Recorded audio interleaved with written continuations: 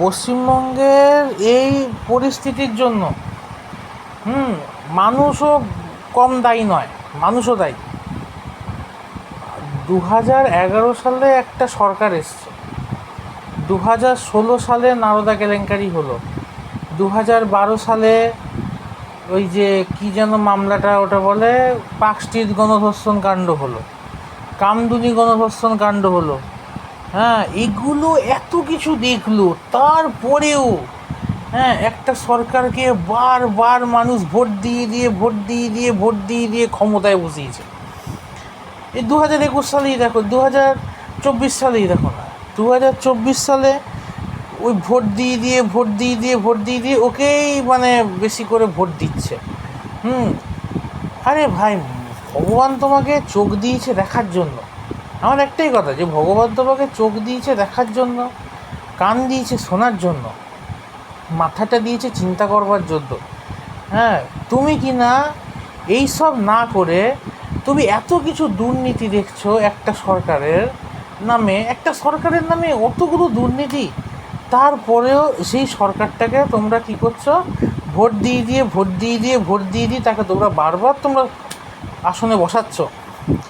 এই যে আরজি করে যে এই যে মেয়েটা মারা গেল, এর জন্য তো সরকার তো দায়ী।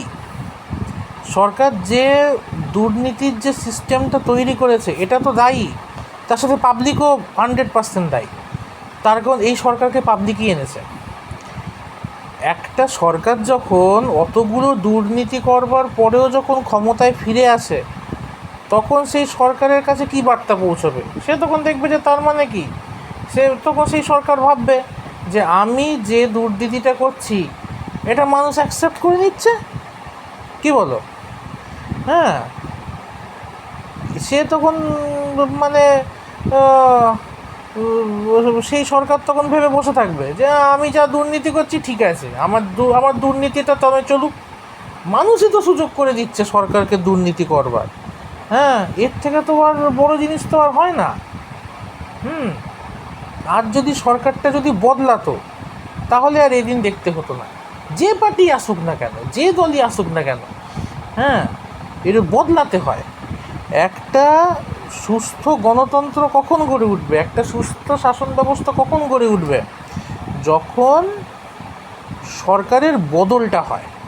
কোনো সরকারকে 5টা বছর সুযোগ দিতে হয়। পশ্চিমবঙ্গের মানুষ কি? পশ্চিমবঙ্গের মানুষ হচ্ছে ঢ্যামনাচোদা, এরা বোঝে না। এরা কি করে, যে সরকারকে আনে ক্ষমতায় তাকে মানে একদম বহুদিন ধরে রেখে দেবে।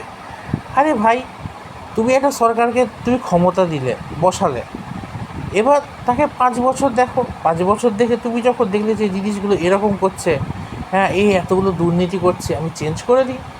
5 থেকে 10 বছর তুমি রাখো, চেক করো, তারপর অন্য সরকার নিয়ে আসো। তাকে আবার দেখো, তাকে দেখে সেই সরকার যদি খারাপ আচরণ করে, চেঞ্জ করে দিয়ে আবার অন্য কাউকে নিয়ে আসো।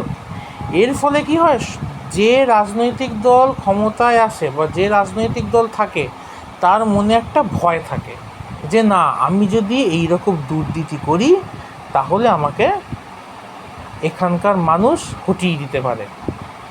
কিন্তু এটা তো হয় না পশ্চিমবঙ্গে। সেই কারণেই তো আজ পশ্চিমবঙ্গের এই দুর্গতি। কেন, পশ্চিমবঙ্গের মানুষ যাকে ক্ষমতায় নিয়ে আসে তাকেই রেখে দেবে চিরটাকাল। মানে সে এতগুলো দুর্নীতি করছে, ভাবা যায়? এই 2024 সালের যে ভোটটা, আমি বলি কি, যে তুমি দেখো জিনিসটা, চিন্তা ভাবনা করে তুমি ভোটটা দাও। দুটো কি যেন বলে, ওই লক্ষ্মীর ভাণ্ডার, 1000 টাকা 500 টাকার লোভে মানুষ তাকে ক্ষমতায় নিয়ে চলে এলো।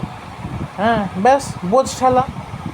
কেন, সে তো অলরেডি তার নামে, সেই যে সরকারটা পশ্চিমবঙ্গে রয়েছে তার নামে তো ভুরি ভুরি দুর্নীতি।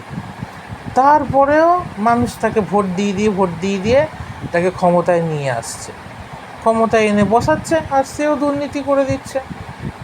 কেন, তার কাছে তো ওই বার্তাটাই তো যাচ্ছে যে আমি এতগুলো পাপকর্ম করেও এখানকার মানুষ আমাকে সুযোগ দিচ্ছে।